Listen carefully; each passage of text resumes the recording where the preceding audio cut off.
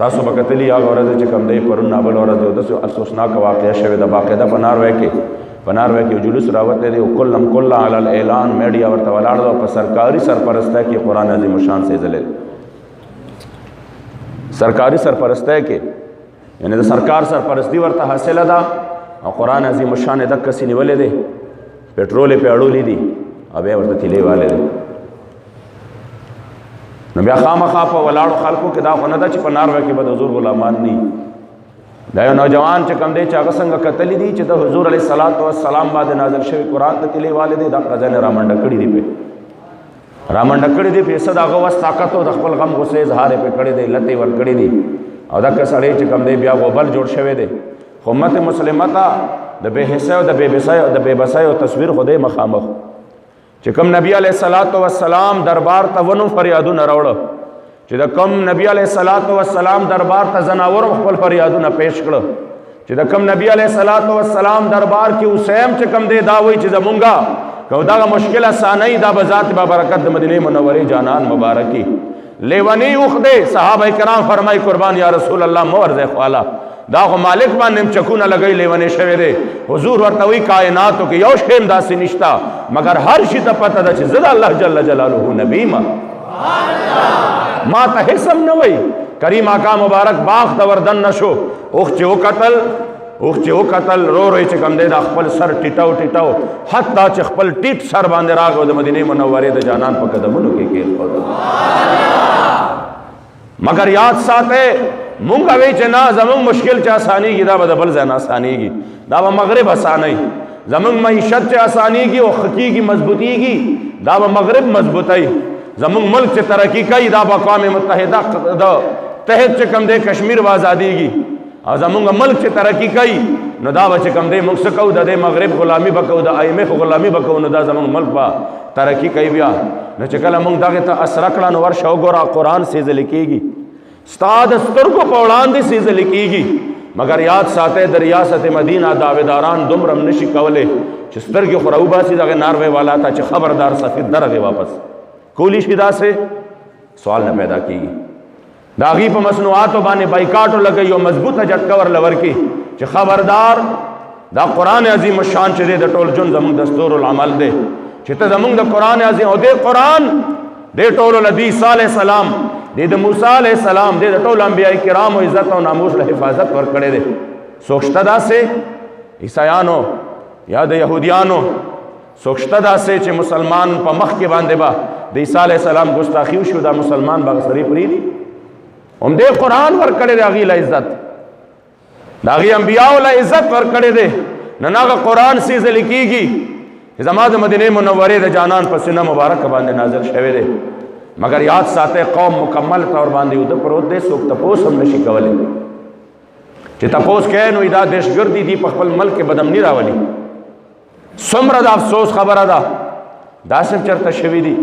چې د اسلامي اقدارو کله مذاق اړوېږي موږ تپوس قدر نشو کولی او بیا دعوې هم دا کوو چې موږ ریاست مدینه قایمو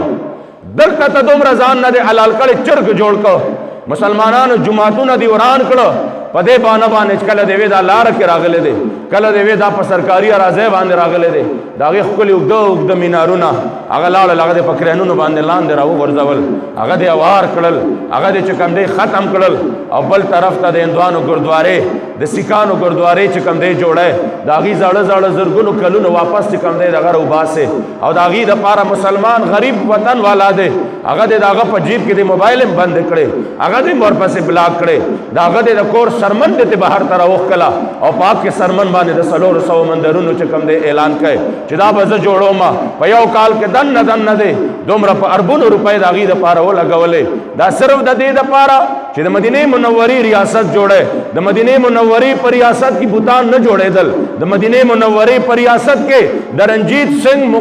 مجسمې نه جوړېدې هغه چې کوم دی جوړېدل نه د مدینې منورې ریاست چې قایم شو او په لومبنۍ ورځ زما جانان مکې معظمې ته رادننه شو نو چې کله وردننه شو 360 بوتان په یو ځای باندې زما جانان مبارک ټوکړې کړي دي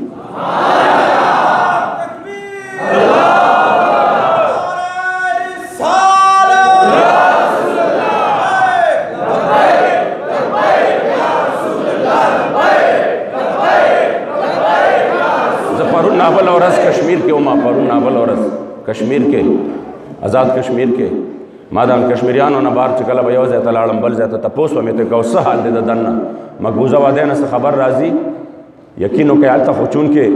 د هغې خو ټول هلته رشته دار هم دي رشتې کړي دي خپلوانې دي خاندانونه دي نو ما ورته څه خبر راځي څه دننه د واده نه هغې ټول وی والله که یو خبر هم راځي خو دومره پوهېږو دومره خبر راته راځي چې څومره مشران او بوډاګان هغه ټول د یخنۍ د لاسه او د تکلیف د لاسه چې کوم دی شهیدان شوي دي ماشومان بچي شهیدان شوي دي که ځوانانو کې لږ ډېر وس طاقت وي او د لوږې سره او د تندې او د لوږې مقابله کولی شي هغې څه ناڅه خپل مزاحمت کوي چې کم کمزوري خلک وي هغه شهیدان شوي دي او د هغې د دفن کولو دپاره هم څوک نشته دلته مونږ په دې ځان لړخه کوو چې مونږ کشمیریانو سره ولاړ یو څنګه ور سره ولاړ سید علي ګیلاني حریت رهنما خط راغلی دی او هغه په هغه خط کې ویلي دي د دې ملک دغه بې غیرت او بې حمیته وزیر اعظم ته هغه ته ویلي دي که سکی نو اوس وکړه که سکی نو اوس وکړه زمونږ په لاشونو باندې بیا ماتم ته ضرورت نشته کیدای شي دا زما د ژوند اخري خط وي آخر دومره غیرت ایمانی زمونږ نه لاړه دومره ختم شو چې موږ د هغې هغه فریاد هم نه اورو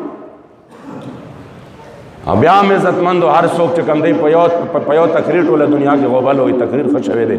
نو په هغه تقریر خو هم 2 میاشتې وشوې څه ریلیف میلاو شو کشمیریانو ته غیرت عزتمند یو داسې شی دی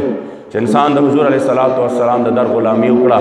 یقین وکړئ چې رب العزال به په ده باندې رڼا راولي ډېر زړونه هم دردېدلي دي د دغې واقعې سره یو زخم د ورځې تازه کېږي د برما فلسطین چچنیا کشمیر افغانستان دا زخمونه تازه لا اکه زخمونه چې کوم دی راغلي نه چې دې ظالمانو بیا یو داسې واقعه کړي چې د امت مسلمه په زړونو بیا یو کاري زخم لګولي دا بې بسي خو مونږ او تاسو بې بسه یو ګورو ورته زمونږ د سترګو په وړاندې قرآن سیزلی کېږي مونږ څه کولی شو